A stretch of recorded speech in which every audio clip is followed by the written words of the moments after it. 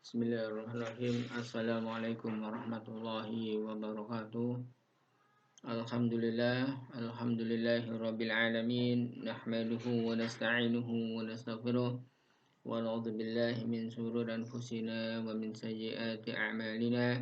May yahdihillahu fala mudilla lahu wa may yudlil fala hadiya lahu.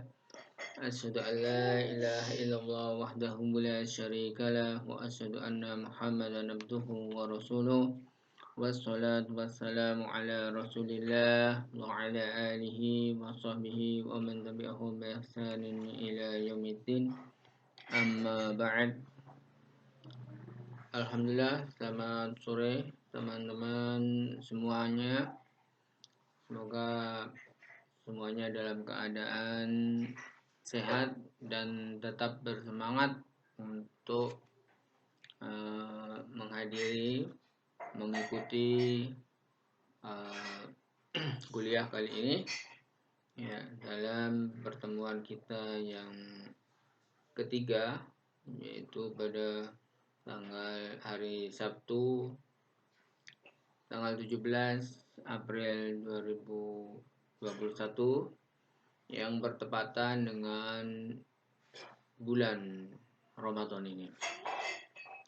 Teman-teman sekalian, Allah Subhanahu wa taala di dalam surat At-Tin yang sudah sering kalian hafal.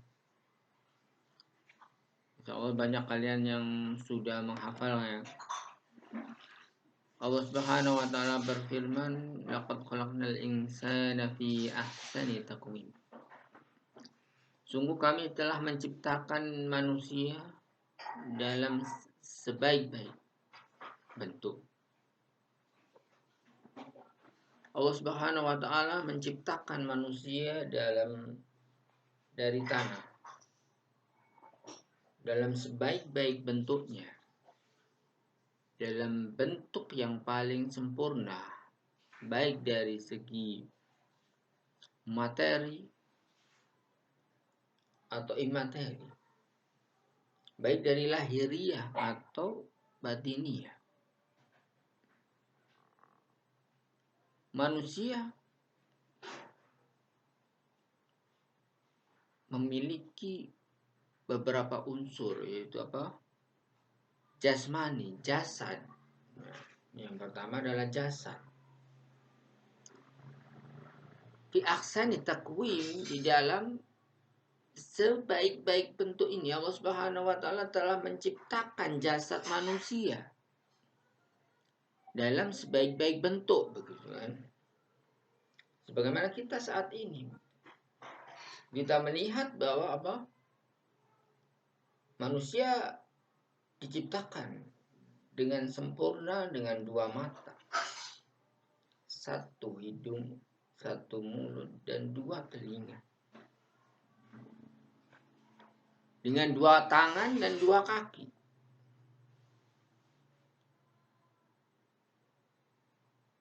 Bisa kita bayangkan ketika ada orang yang mempunyai dua hidung atau 4 mata atau 3 telinga misalnya, maka pasti akan memberikan bentuk yang tidak sempurna, memberikan bentuk yang tidak indah dilihat oleh mata, sehingga dikenal dengan istilah cacat. Jadi cacat adalah suatu istilah yang lahir dari ketidaknormalan dari bentuk yang sudah sempurna ini. Bisa kita bayangkan, jika teman-teman sekalian mempunyai 3 telinga misalnya, ya, atau hidungnya di belakang, atau matanya di belakang misalnya, pasti akan merasa suatu hal yang aneh, kan? Ya, suatu hal yang aneh. Kita sebagai fitrah, sebagai manusia yang diturunkan ke muka bumi dalam kondisi seperti saat ini pasti akan menganggap aneh orang yang mempunyai 3 telinga, 4 mata, ya, banyak mulut, misalnya, 1 mata. Itu semuanya kita anggap sebagai sesuatu yang aneh, tidak sempurna. Bukan malah ketika kita mempunyai 2 mata, kemudian ada orang yang mempunyai 4 mata, kemudian dia menjadi lebih sempurna dari 2 mata. Tidak. Ya. Kita akan menganggap, ya, secara fitrah, secara naluri, kita menganggap itu suatu hal yang tidak biasa, suatu hal yang nyeleneh, suatu hal yang tidak indah, tidak bagus. Ya. Sehingga begitu juga ketika kita melihat orang yang atau anak yang mempunyai 3 tangan, pasti kita akan menganggap juga, semua orang akan menganggap dia adalah apa? Seorang yang cacat, tidak sempurna.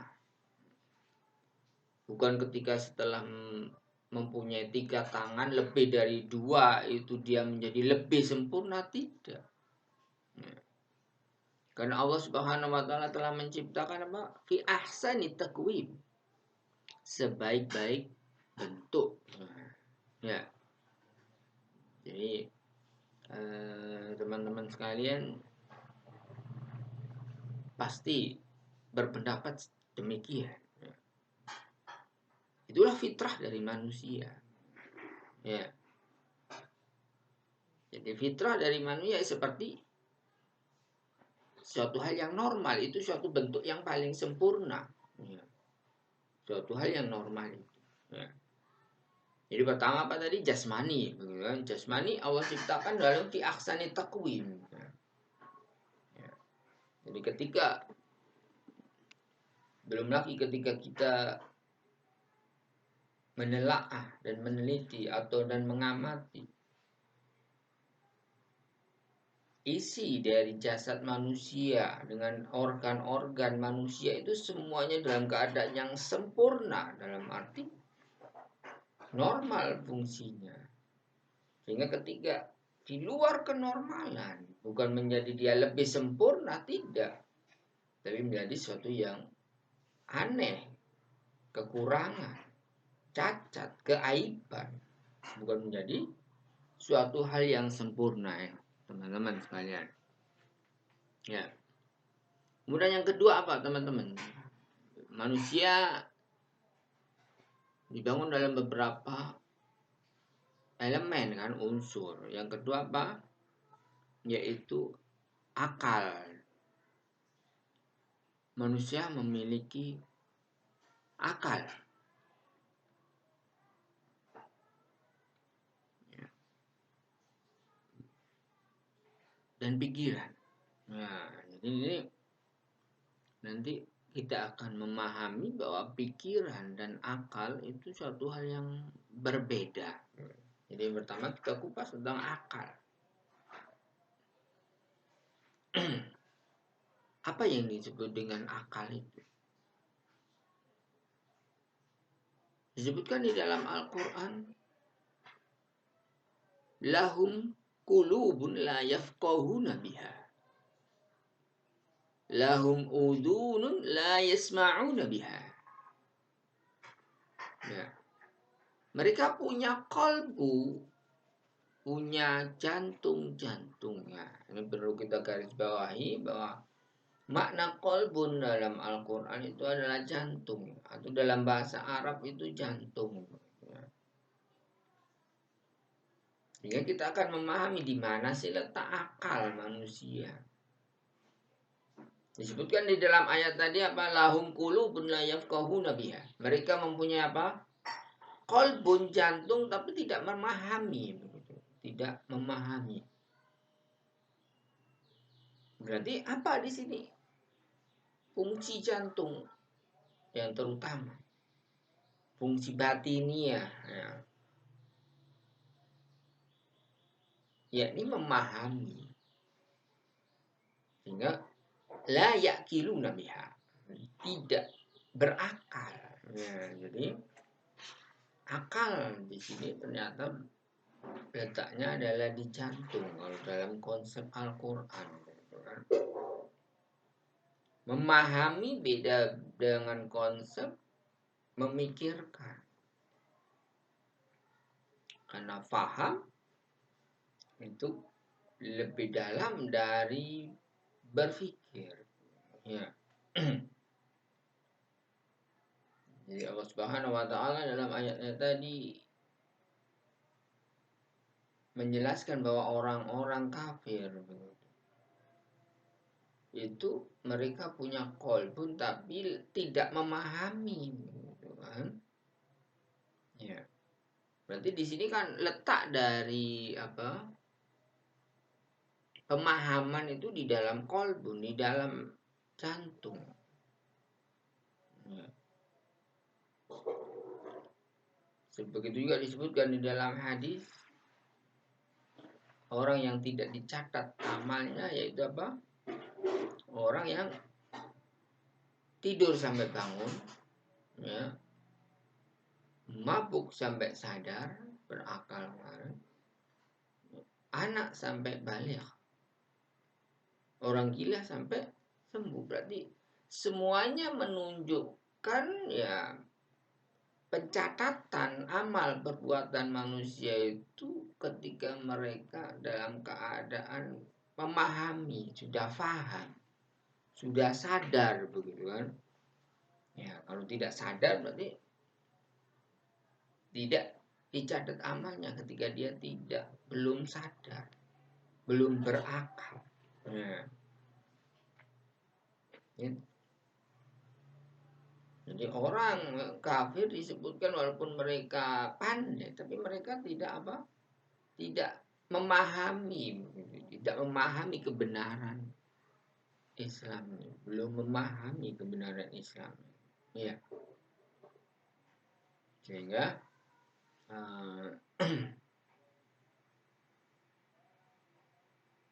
bahwa berakal ini satu dari kelebihan dari manusia, gitu, dibanding dengan binatang, gitu kan. Nah, jadi ketika manusia tidak berakal, tidak sadar, maka dia bisa menjadi seperti manusia. Bal adallu, disebutkan dalam Al-Quran, lebih sesat dari binatang ketika dia apa? Tidak sadar, tidak berakal tentang kebenaran, tidak bisa membedakan yang baik dan yang buruk, tidak bisa membedakan yang benar dan yang salah, atau belum memahami yang benar dan yang salah, ini menjadi lebih apa? Lebih jelek dari binatang akhirnya. Ya, makanya berakal ini di atas, satu tingkat di atas dari binatang. Ya, bahkan mungkin dia satu tingkat di atas para malaikat.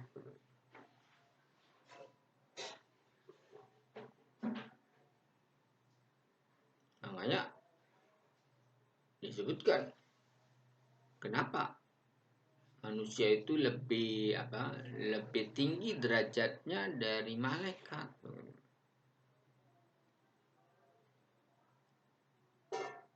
Ini dari nanti ada satu faktor, nah, di luar berakal nih.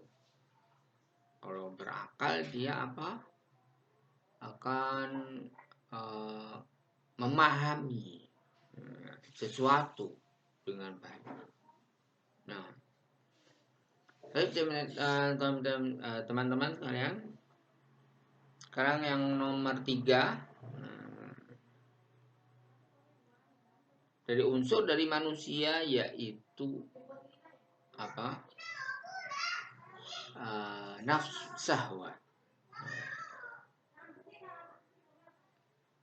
manusia mempunyai syahwat yang berbeda dengan malaikat.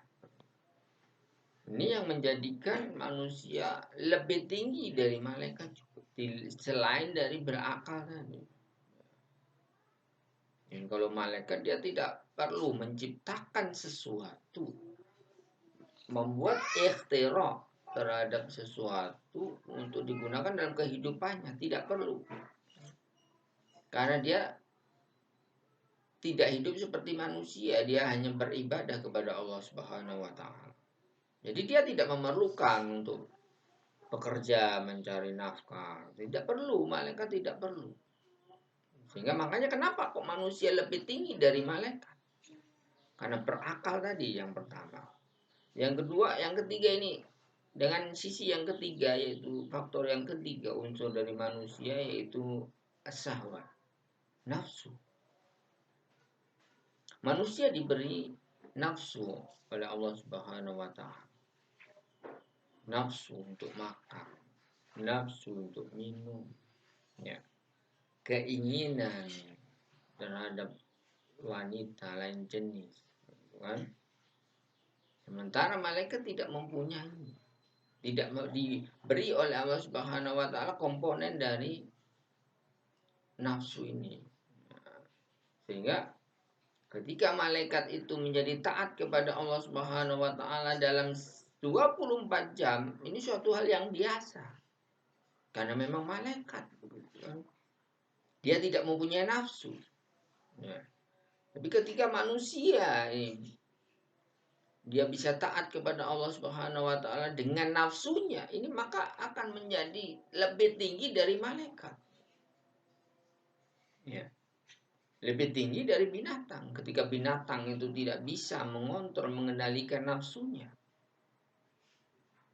maka manusia akan menjadi lebih tinggi ketika dia bisa mengendalikan nafsunya tadi. Ya. Tapi ketika dia sama dengan binatang, tidak bisa mengontrol nafsunya, syahwatnya, keinginannya, duniawi, maka sama dengan binatang tadi. Jadi ini menjadi kelebihan dari manusia, teman-teman sekalian. Ini komponen yang ketiga. Jadi ketika hewan diberi nafsu, manusia diberi nafsu juga, maka manusia akan menjadi lebih tinggi dari hewan dan malaikat ketika bisa mengendalikan nafsunya untuk taat kepada Allah Subhanahu wa taala. Nah, ini komponen yang ketiga dari penyusun dari manusia. Keempat adalah ruh. Ini ruh ini adalah komponen yang menyusun manusia, hewan, dan tumbuhan. Yaitu unsur kehidupan sesuatu adalah ruh ini. Ketika ruh sudah berpisah dengan jasad, maka dia dikatakan mati. Berarti sama dengan benda mati, ya. Sama dengan pohon yang mati, sama dengan besi yang mati, sama dengan batu yang mati. Ketika tidak mempunyai ruh, maka ruh inilah yang kemudian menjadikan manusia itu hidup, sadar, berpikir. Ya. Ini ruh tadi. Ya. Ini ruh itu satu rahasia. Kulil ruh. Ya. Sungguhnya ruh itu rahasia Allah Subhanahu wa taala. Bagaimana bentuknya? Yang pasti ada. Kenapa? Kita yakin bahwa ruh itu ada, ya jelas begitu. Apa yang membedakan mayat dengan orang hidup? Ya. Kalau orang mengatakan ruh itu tidak ada, Apa yang membedakan mayat dengan orang hidup? Pasti dia akan mengatakan ada sesuatu, yaitu ruh. Ya, jadi sesuatu yang tidak bisa dilihat tapi pasti ada dan diyakini setiap orang. Siapapun juga pasti meyakini itu ada. Orang yang meyakini ruh itu tidak ada, suatu hal yang mengatakan sangat dusta. Kan? Kenapa? Contohnya saja listrik. Kita yakin bahwa arus listrik itu ada, tapi ada yang bisa melihat arus listrik? Tidak ada. Adakah? Tapi adakah? Ada. Tapi tidak bisa dilihat arus listrik ini, gitu kan? Ya. Jadi itu unsur yang keempat yang menyusun manusia, yaitu ruh. Unsur yang kelima yaitu pikiran. Ya, pikiran ini yaitu apa, intelijensi. Nah, ini pikiran, ya, kecerdasan, tapi bukan kesadaran. Nanti dibedakan kan. Jadi pikiran adalah orang yang menggunakan pikirannya, dia menjadi berkreativitas, berinovasi. Ini apa, pikiran tadi, ya. Jadi itu teman-teman sekalian, mahasiswa dimanapun saja berada saat ini, dari paparan yang saya jelaskan tadi tentang komponen-komponen yang menyusun dari manusia. Nah, ini bisa nanti dilihat pada materi yang lain. Ya, itu saja. Mungkin pada pertemuan kita kali ini kita batasi dengan komponen-komponen yang menyusun manusia. Semoga bisa memberikan manfaat dan ilmu pada teman-teman sekalian, dan bisa bermanfaat. Dan selanjutnya, selamat menunaikan ibadah puasa dan selamat untuk menyambut jam waktu berbuka pada saat ini, karena disunahkan oleh Rasulullah SAW untuk mensegerakan buka. Ya, karena itu jika fatimus siyam ilallail, ya, sempurnakan puasa kalian sampai malam. Jadi ketika, dan Rasulullah mengajarkan ketika batas malam ini adalah terbenamnya matahari saat maghrib ini, ya, maka disunahkan untuk bersegera untuk berbuka. Ya, jadi ukuran agama ini bukan ukuran kuat-kuatan dalam puasa, ya. Jadi bukan siapa yang kuat terlama itu yang paling banyak pahalanya, tidak. Karena Islam itu agama yang mudah. Jadi bukan ukurannya siapa yang kuat dia menjadi banyak pahala, tidak begitu, ya. Teman-teman, selamat berbuka pada hari ini. Insya Allah besok kita lanjutkan kembali. Jika ada pertanyaan dipersilakan melalui grup WA yang ada pada saat ini. Naktafi bihada teman-teman, subhanallah bihamdika, asyhadu an la ilaha illa anta, astaghfiruka wa atubu ilaik.